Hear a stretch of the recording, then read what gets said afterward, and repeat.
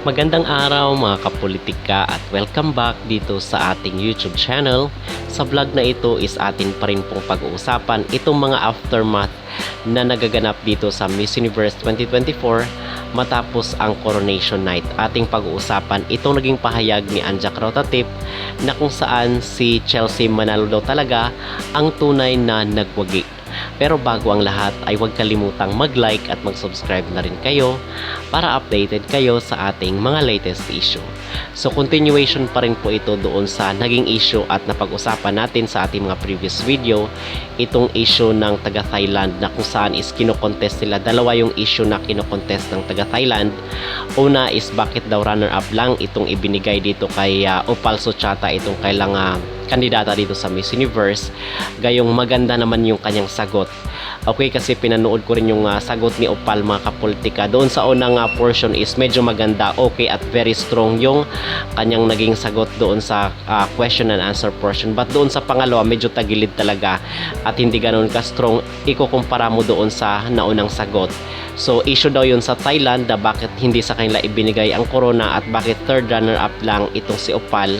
And then yung pangalawang issue naman nila is talagang na-fueled sila kasi hindi daw binigay sa kanila itong Miss Universe Asia. So diskontento na nga sila doon at sinabi nila is dinaya sila, na-rob daw sila dito sa Miss Universe doon sa runner-up na natanggap ni Opal. At nadagdagan pa ito bakit hindi daw binigay sa kanila yung Miss Universe Asia, gayong sila lang naman ang bansa na nakapasok dito sa top 5, which is na-discuss na po natin ito na ever since itong si Anjac Rotatip ang humawak ng Miss Universe ay laging secured sa top 5 itong Thailand. So dapat is ma-realize na rin po ito ng mga taga Thailand mga kapolitika. So ngayon at to the point na binubuli na at talagang hinaharas na itong si Anjac Rotatip ng kanyang mga kababayan sa Thailand na kung saan ay inulan siya ng mga negatibong komento at pangbabash dito sa social media. So ngayon ay talagang tinuldukan na at nagsalita na nga itong si Anjac Rotatip sa pamamagitan ng isang post sa social media na kung saan ay ipinagtanggol niya itong si Chelsea Manalo dito sa paghirang sa kanya bilang Miss Universe Asia, na ang sinasabi niya from the beginning daw is si Chelsea daw talaga ang may pinakamataas na score dito sa Miss Universe Asia. Okay, itong Continental Queen na pa-award ni Miss Universe kasi mga kapolitika sasama rin po sila sa mga world tour. So mas dinaig pa, in other words, itong mga naging recognition ng runner-ups na kung saan is pinauwi lang sa kanilang bansa. So walang kumbaga walang ano lang, parang karangalan lang na runner-up sila dito sa Miss Universe, but yung mga benefits is mas maganda pa po yung maging benefit ng Miss Universe Asia at maganda rin po siya pakinggan. So okay lang po na Miss Universe Asia ang ibinigay dito kay Chelsea Manalo. At ang sinasabi ng Jack Rotatip ay ito daw ay promotion, hindi po ito ranking, promotion kumbaga dito sa kanilang ipinakita na behavior, yung dedication nila dito sa Miss Universe. So from day one daw is inobserve sila kung pwede ba na makipagtrabaho itong Miss Universe dito sa mga Continental Queens, kung kaya nga sila yung pinili. Okay, but kasi yung sinasabi ni Boy Abunda na kung saan is naguguluhan siya, bakit daw parang ito ay hindi niya nagustuhan or hindi naguguluhan siya dito sa mga Continental Queens na pa-award kasi parang ano lang daw ito para sa mga audience lang daw. Okay, but sa akin is yung in contrast dito sa sinasabi ni Boy Abunda, kasi ang sinasabi niya is hindi niya maunawaan at parang base doon sa context na kanyang sinabi is hindi niya nagustuhan itong mga pa-award, parang ano lang po ito, consolation prize.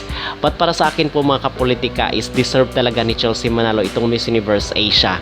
Okay, kasi ang base nga doon sa kanyang naging interview ay sinasabi niya na tatawagan daw sila at bibigyan sila ng schedule. So basically is opportunity ito dito sa ating kandidata na si Chelsea Manalo.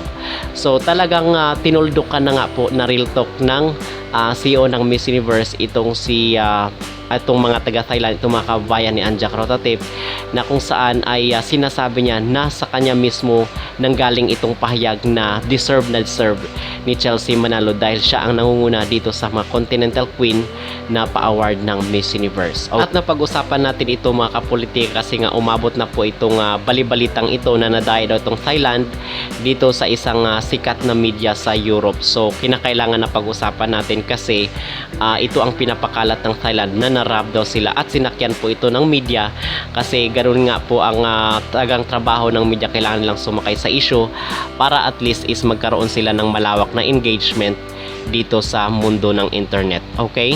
So talagang sinakyat ng malaking media itong pinapakalat ng taga Thailand na sila daw ay na-rob dito sa Miss Universe 2024. At pinost din po pala ni Anja Carotatip mga kapolitika itong Disney cartoon character dito sa kanyang social media account na kung saan is gawa ng mga supporters dito sa mga Continental Queens.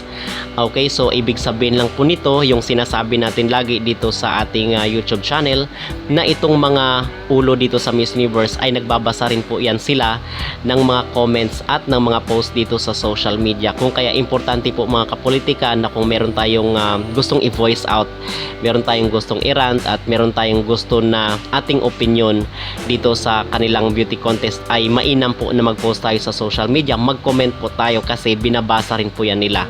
Okay, so very active po itong mga CEO or itong mga ulo dito ng mga beauty contest dito sa social media kasi sa modernong panahon po ganito na po ang labanan talagang sa social media na po. Okay, so importante po na lagi tayo nag-voice out at nagbibigay tayo ng ating mga personal na opinion.